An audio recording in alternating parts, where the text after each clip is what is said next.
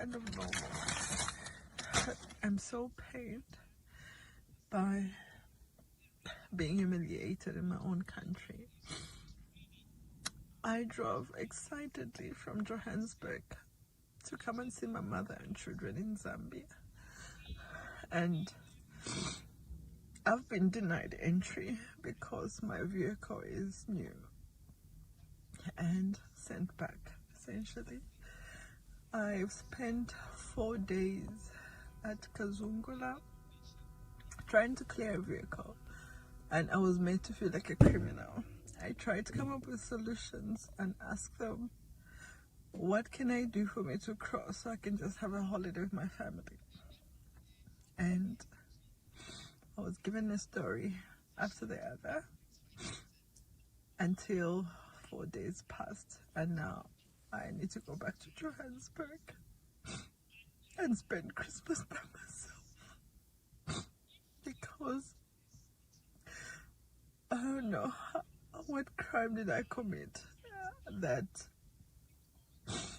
me entering with a car that wasn't initially registered, and eventually I registered and put the plates in. I was even told that the number plates cannot be put at the border.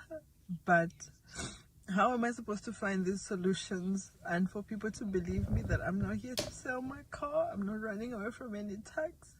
I want to be law and abiding. I'm asking you to guide me, but provide me with solutions and serve us as a country, not humiliate me. I work so hard for me to be treated and to feel like I don't belong, and that it's not my safe zone when I am returning back home. I honestly feel like this could have been handled a bit better, but for as long as time goes on, it's really not worth it trying to drive through Kazoo. Good day and welcome to today's broadcast. Let me put it outrightly. Today's broadcast will be very, very short. We'll just broadcast for the next 45 minutes, and I'll be opening phone lines for your contributions. We were meant to host Miss Daisy Mlenga, who was stranded at the border when she came with a brand new vehicle with all the papers required, and ZRA for 5 days could not resolve that issue. And she's not the only one. There are many Zambians that are forced to leave their vehicles at the border. There are many Zambians that are inconvenienced using these very strange regulations. Having been ambassador to South Africa, I wanted to use her case to discuss the broader perspective of even the issues. For example, every year when we have tomato and onion season, the goods from South Africa are banned despite us being signatories to SADC protocols. We seem to craft laws, regulations that disadvantage, in many cases, our people. And the case of Daisy Mlenga typifies this broad debate I wanted us to have today. ZRA has very strict regulations. I noticed that ZRA says they are investigating the circumstances under which how this matter was handled, looking at the complaints and the documents that Ms. Mlenga produced in the last 2 days. She had carried temporal permits. She was driving a brand new vehicle, and she had the police permit. She had a letter from the bank. She got from a dealership this vehicle by obtaining a lease finance from a bank. She had those papers and Interpol clearance. When she arrived at the border, the ZRA officials refused to allow her entry, saying she needed to have a registered vehicle despite the documents. Her dealership was on hand the following day, and they gave her full registration of the vehicle. They went to work. You know, dealership, what they do, usually have handled those matters in South Africa.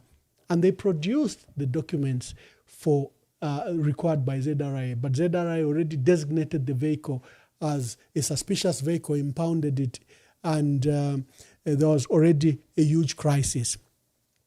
I'll not delve into this matter because Miss Daisy Mlenga, at the last minute, 5 minutes before we went to live broadcast, informed me that she's unable to come to the program, but we'll use her video as evidence. She could have been, ZRA is on this matter, maybe for whatever reasons. I hope that she wasn't being threatened and have accepted that she's not coming to the program. After our video, I'll come and brief you what has happened in South Africa regarding the Edgar Lungu's matter. I'll do a brief on Chawama and our open phone lines. We have Honorable Makebi Zulu coming on top of the hour at 21 hours on Prime TV, and we'll be broadcasting it on our channel.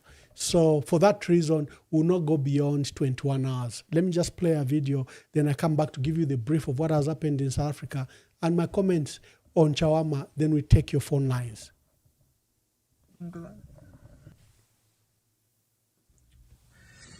Yeah, I don't mind being humiliated in South Africa or harassed because I know I live as a foreign woman and it's kind of normal. But I'm so pained by being humiliated in my own country. I drove excitedly from Johannesburg to come and see my mother and children in Zambia. And I've been denied entry because my vehicle is new and sent back, essentially. I've spent 4 days at Kazungula trying to clear a vehicle, and I was made to feel like a criminal. I tried to come up with solutions and ask them, what can I do for me to cross so I can just have a holiday with my family? And I was given a story after the other until 4 days passed, and now I need to go back to Johannesburg and spend Christmas by myself because I don't know what crime did I commit that me entering with a car that wasn't initially registered, and eventually I registered and put the plates in. I was even told that the number plates cannot be put at the border. But how am I supposed to find these solutions and for people to believe me that I'm not here to sell my car, I'm not running away from any tax? I want to be law and abiding. I'm asking you to guide me, but provide me with solutions and serve us as a country, not humiliate me. I work so hard for me to be treated and to feel like I don't belong, and that it's not my safe zone when I am returning back home. I honestly feel like this could have been handled a bit better, but for as long as time goes on, it's really not worth it trying to drive through Kazungula.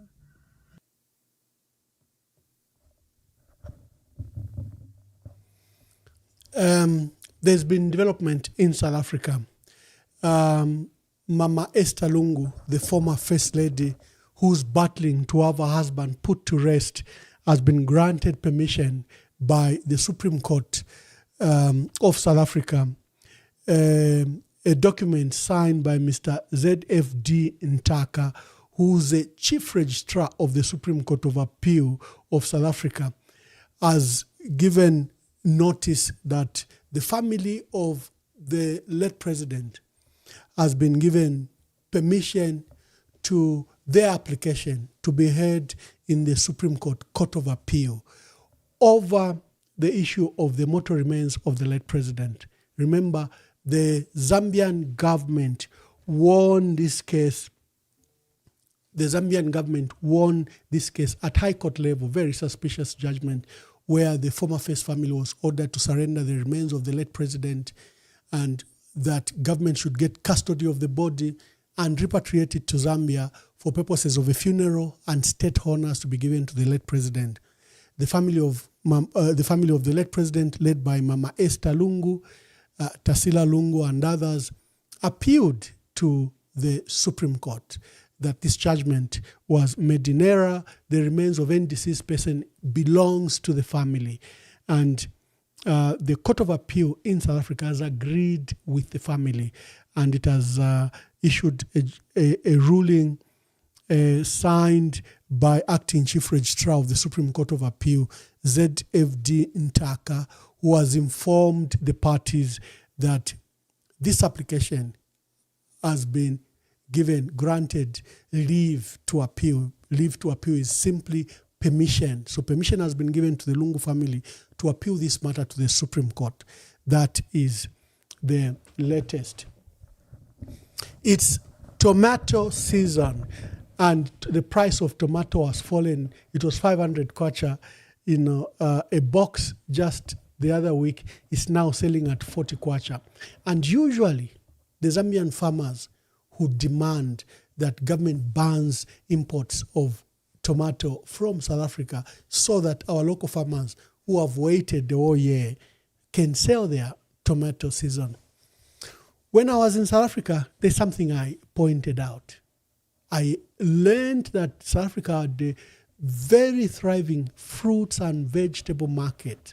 Remember, onions, tomatoes are perishables, and if you do not resolve the issues, the farmer is bound to lose or sell at a loss in the event that you don't handle this matter very well. I've always advocated that Zambia should have a fruits and vegetable market. President Dr. Frederick Chilwa set up Soweto Market and City Market for that purpose, to give farmers an opportunity to bring their produce.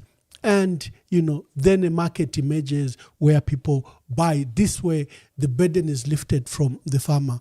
But what I found at the Johannesburg fruit and vegetable market, number one, it is the latest, it's the biggest fruit and vegetable market. And I was fascinated. I visited it very, very frequently.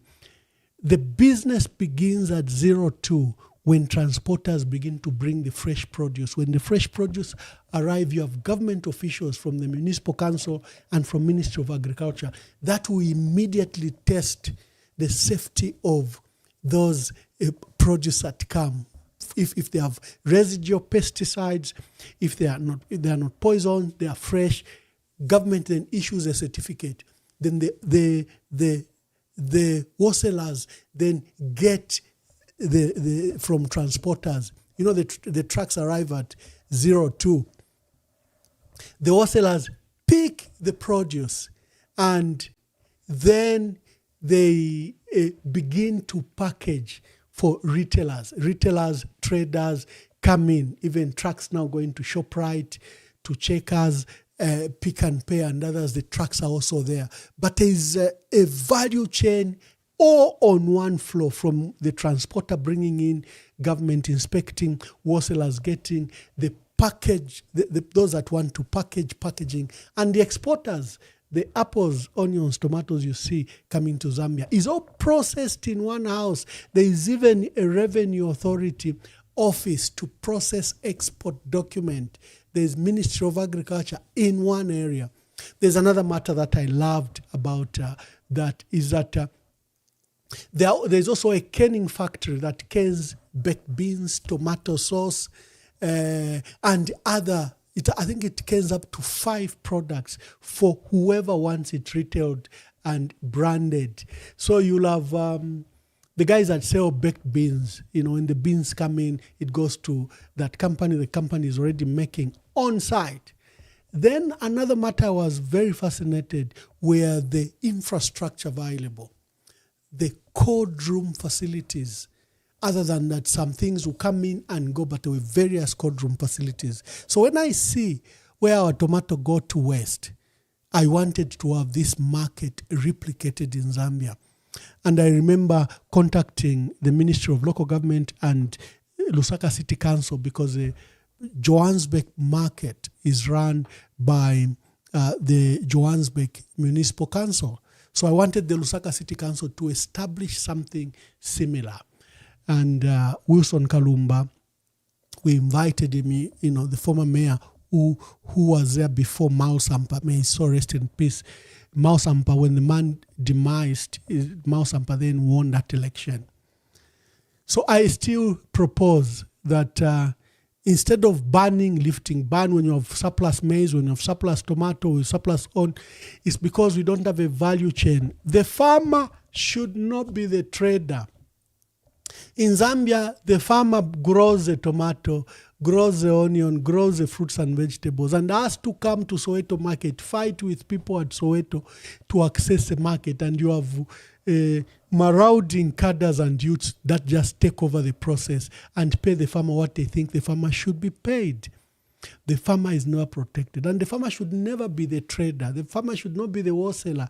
The farmer should just grow his product and produce. End of the matter. Others take over from the process.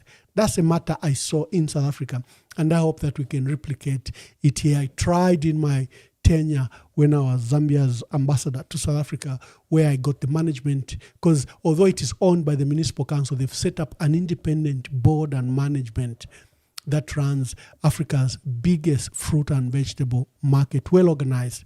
It's still not too late to do that up.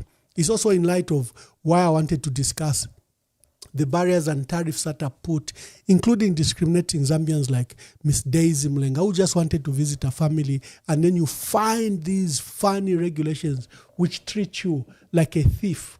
You are treated as a thief before they even hear your story, before they even look at your documents. They are so rigid because they think everyone is a smuggler. And I hope that this matter will be resolved. But I wanted to discuss it in the larger context. The Zambians in the diaspora, they complain how they are treated. Let me give you one example. When I arrived at the embassy in South Africa, I think we were issuing travel documents because South Africa has the largest number of Zambians in the diaspora.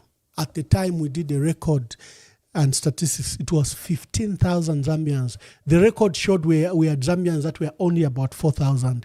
But when we did a head count and we produced a register with, the Zambians Association of Zambians in South Africa, ZASA, we came to a register that had 15,000 Zambians across South Africa at the time.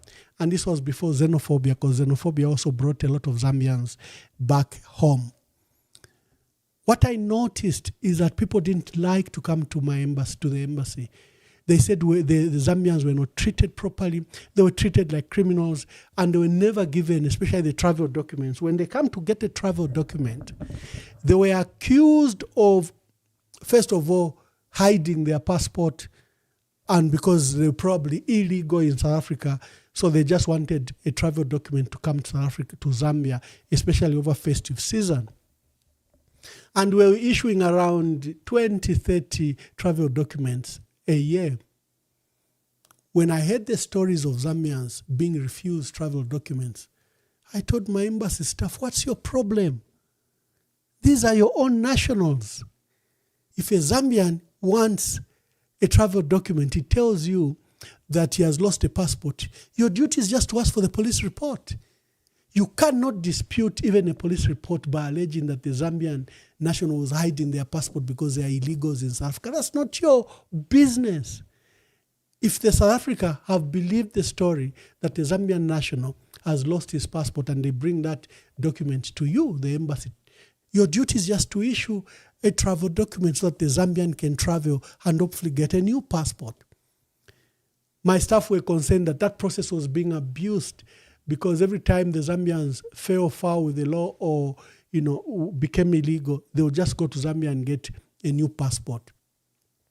So that also partly was because we had not enforced the dual citizenship clause that was provided in the 2016 election. So I was very proactive. For the business community, South Africa used to complain that when they send goods to Zambia and DRC, the turnaround of their trucks and the turnaround of their of the train, if they put goods on the train, on goods train, was minimum 21 days, 28 days, 35 days. And they said it's very difficult to do business with Zambia and the DRC because Zambia stands in the way. You send a truck, it will be stranded at Kazungula, at Chirundu for many days, even if it's in transit. Then it will be stranded at Kasumbalesa again for days. You know, there are those queues that emerge up to Kalulushi. So one of the issues, in fact, this is where we had even set up now an infrastructure fund. Minister of Finance at the time was Felix Mutati, and South Africa provided the $1.1 billion first to attempt to invest in the rail system because we haven't had proper investment. Remember, there was an attempt under President Michael Sata when he set aside $120 million to rehabilitate, especially the Livingstone-Chilabombe route under Zambia Railways. That money wasn't used properly. The CEO, I think, was put to investigations, fired, and I think there has been matters in court for their prosecution. So we had looked for $1.1 billion because it was in South Africa's best interest that the turnaround for their business, their trucks and trains, should be minimum 4 to 6 days. You cannot have a truck as a transporter that has gone to Zambia and it can only come back minimum after 21 days. So meaning you are transporting once a month. That business is not feasible. So there were all these issues I was very interested in and I wanted to resolve. I don't mind being humiliated. We even obtained I know I live with a foreign woman, and it's trains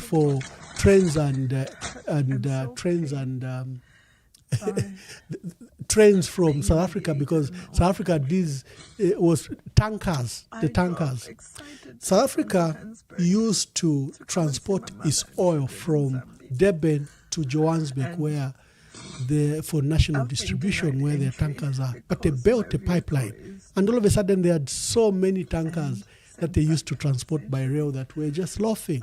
And we negotiated with Transnet that those should be donated to Zambia Railways. So I was very fascinated with the issues, including the issues of ShopRite. When I went to South Africa, ShopRite and game stores were importing goods up to 90% from South Africa. Until we engaged in Massmart, who runs Game, and ShopRite.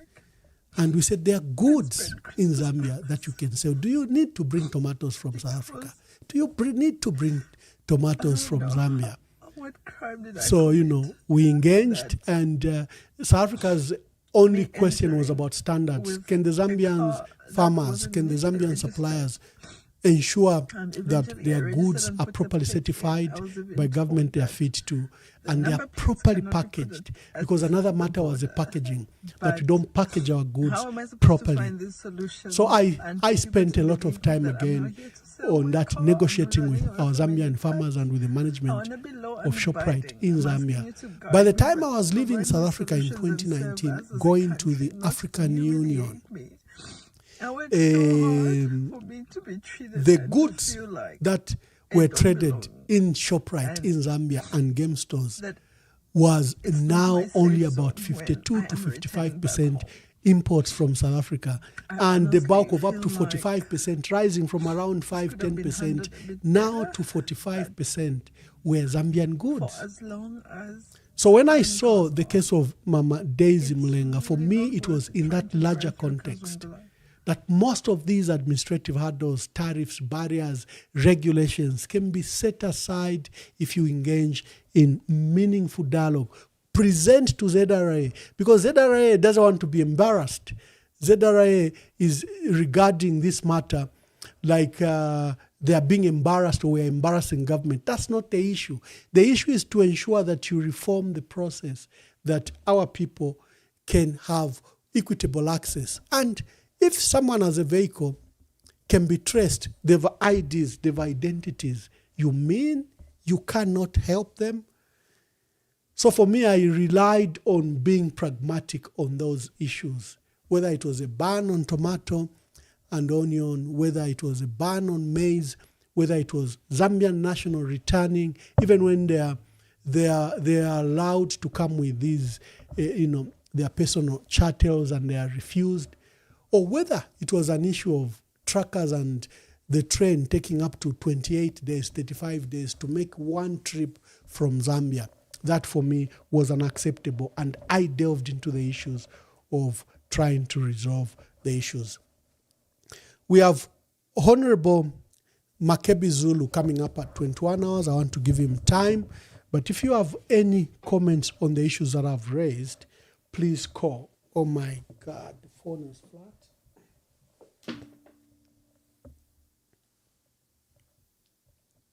There's a matter I played.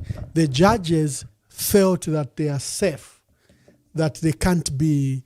Judges felt, members of parliament think that they are safe, they can be punished.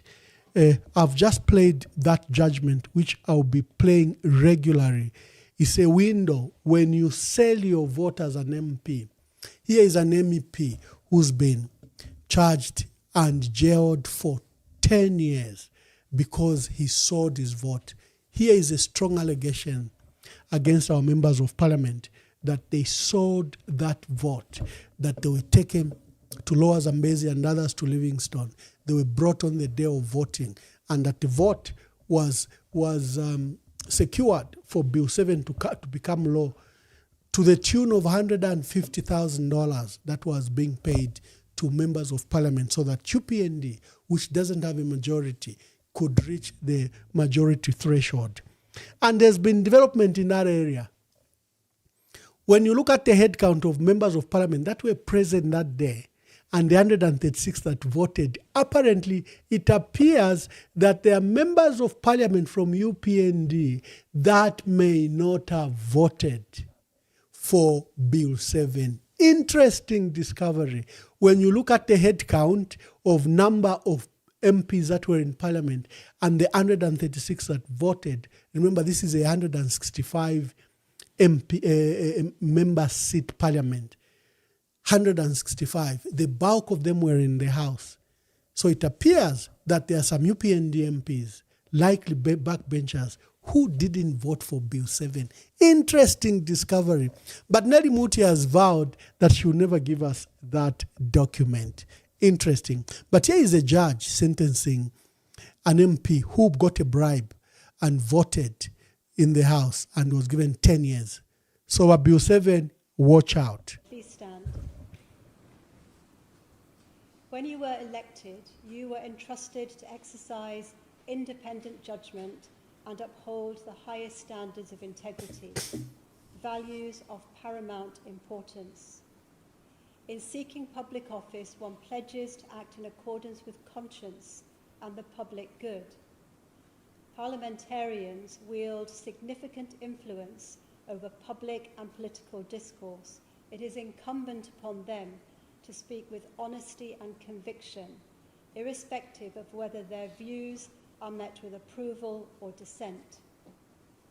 When you say what someone has paid you to say, you are not speaking with sincerity. If it were your genuine opinion, you would not need to be paid for saying it. Whether or not you believed any of what you said at the behest of Voloshin and Medvedchuk, allowing money to corrupt your moral compass constitutes a grave betrayal of the trust vested in you by the electorate. Your misconduct has ramifications far beyond personal honour, which is now irretrievably damaged. It erodes public confidence in democracy. When politicians succumb to financial inducement, the public can no longer rely on the veracity of political debate, which may be tainted by disinformation. The enlisting of fellow representatives into this activity compounds the wrongdoing, undermining the mutual trust essential to the proper functioning of democratic institutions. The corrosive damage to public life caused by such actions is enduring. The court regards bribery as a malignancy at the heart of public life, one that impoverishes the national interest.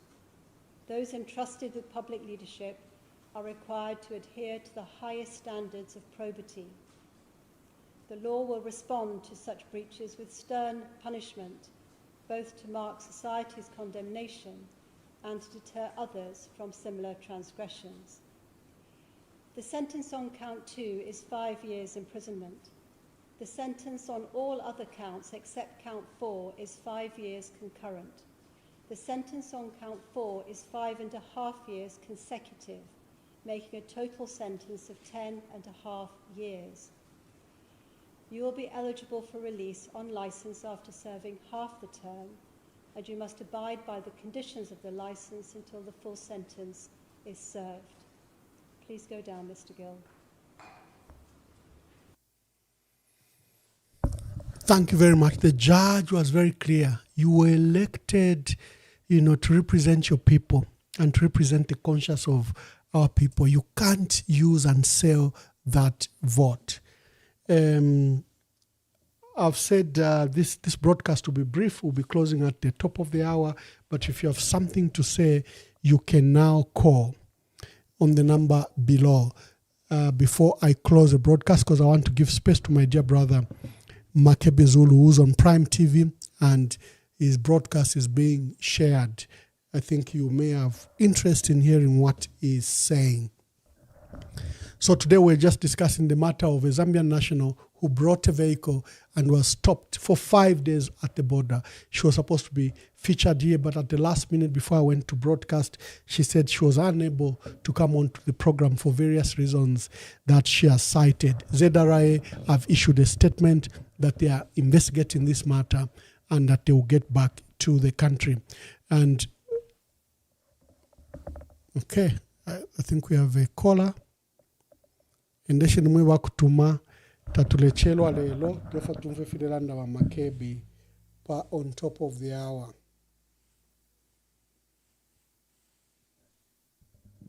And we're discussing the development in South Africa where the Supreme Court has authorized, given permission to Mama Esther Lungu to appeal against the decision of the High Court, of the Gauteng High Court, to, which had directed that she surrenders the remains of the late president. But now she's been given permission.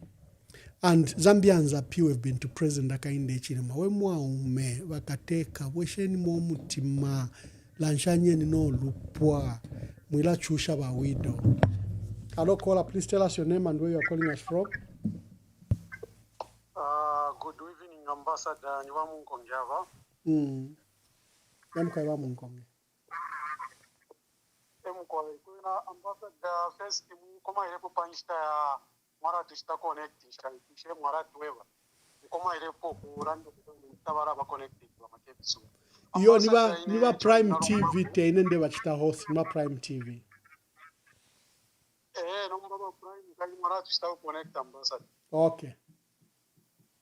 Yes, kaidi twaliberera pano pamweso Ambassador inacho ningalanda kuti future Ambassador muleba ubutungurushi mwikalaba ukubika mukayukira mwikalaba ukubika mwensambu kwewe na Zambia twalichagira sana kunsambu since state watsambika skills is very expensive nombo mwana anga muhambo kumusambisha kwensambu kwamba mu grade 2 pakwe bachafika mu grade 7 nishina ishiba kwa ma basic rights so neli wale akonze ala kwata ichirumba no kwishibe nsambu shakwa twalira kinga sana okwishibe nsambu nivyo fine bamayo baenda chiraba fika pa nani kane to batsungu kwa bulo kwishibe nsambu kura tuchita threaten so nsambu ngashaba ko mubana kukura chitwa kwata ko kushipa nomba turafirwa okuyishiko kuruisha pantatuishibe nsambu cheso eri ambassador chimbecho ningamye ba kwa ambassador mwansu tamuri bwino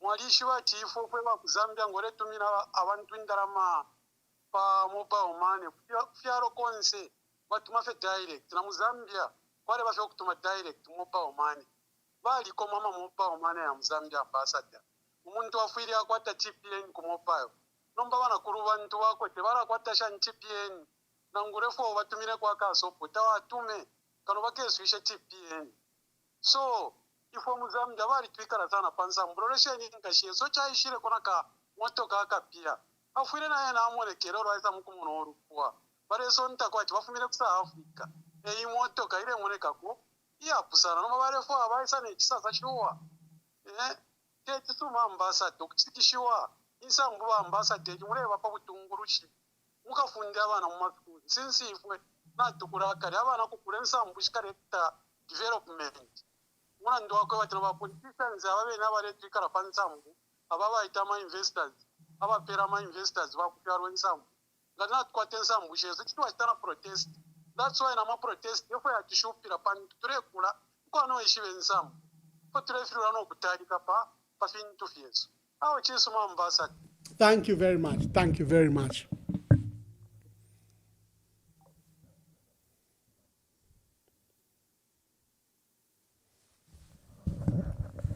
Thank you very much. There's been a development in South Africa where the South African Supreme Court has granted the former First Lady Mama Esther Lungu permission to appeal against the decision of the Gauteng court, which had ordered that she surrenders the remains of the late president for state honors and funeral in Zambia. She has asserted that the issue of the remains of the deceased is a matter for the family. It's not a matter for the state.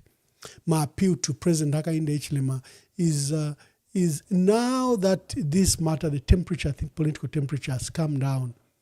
This is now the time to resolve this crisis. We don't have to leave it to the South African courts. God bless you for you who are listening in. Let's transition. Let's hear what Makebi Zulu is saying on Pram TV, but we are putting him on across our platforms. So God bless you. We'll speak to you later. And happy festive season. Merry Christmas to you. Please stand.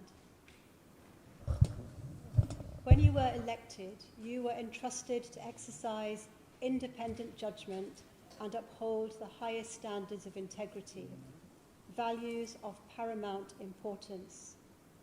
In seeking public office, one pledges to act in accordance with conscience and the public good. Parliamentarians wield significant influence over public and political discourse. It is incumbent upon them to speak with honesty and conviction, irrespective of whether their views are met with approval or dissent. When you say what someone has paid you to say, you are not speaking with sincerity. If it were your genuine opinion, you would not need to be paid for saying it.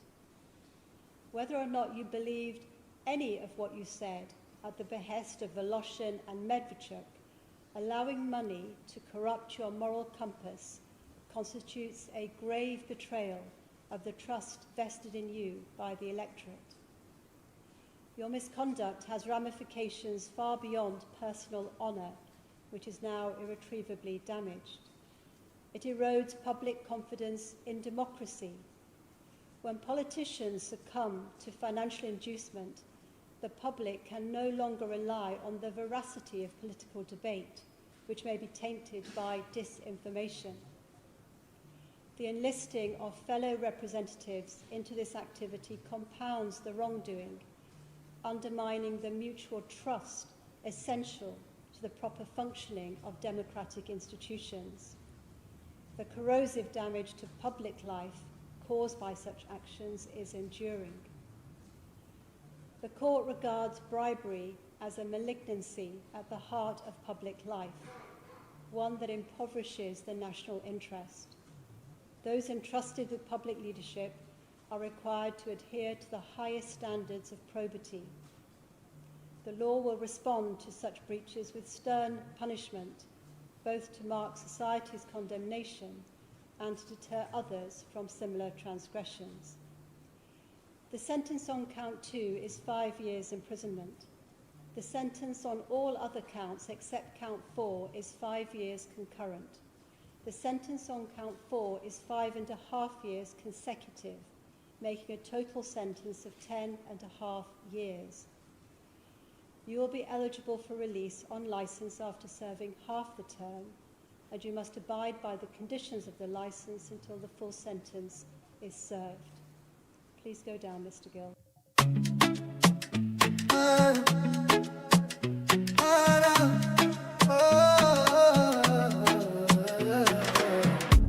kwenyu ndemwe chabe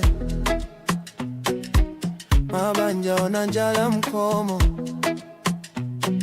ndalama zonse mutumbalano masukwa kuchuluka pa mutupatu. Time is up, time is up. Kwenyu not enough. Time is up. For your lies and bluff. Time is up, time is up. Kwenyu not enough. Time is up. For your lies and bluff. Kani zanu ndizo panda pindu. Anakulira miseu mwatu. Tikufuna chilengede chato pano. Osati mapocket anu opindika ndalama. Listen to the cries, they're louder than your lies. You can't silence the truth. It's time for the youth. Time is up, time is up. When you is not enough. Time is up. For your lies and bluff. Time is up, time is up. When you not enough. Time is up. For your lies and bluff. We rise, we stand, we fight together for the children, for a better forever. When you kunatapa.